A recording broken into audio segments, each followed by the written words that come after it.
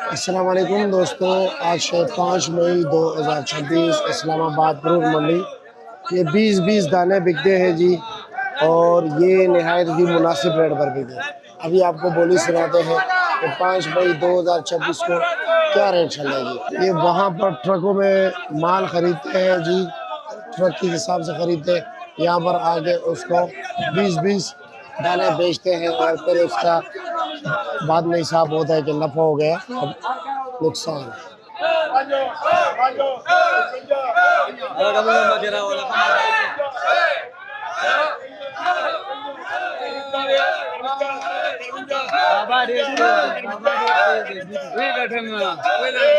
बाबा 5,300।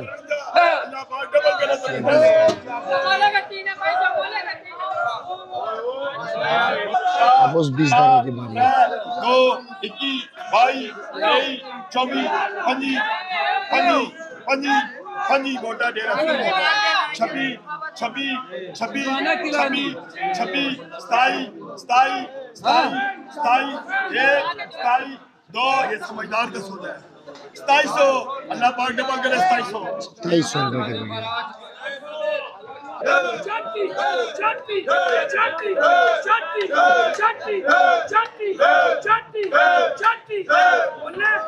चौंती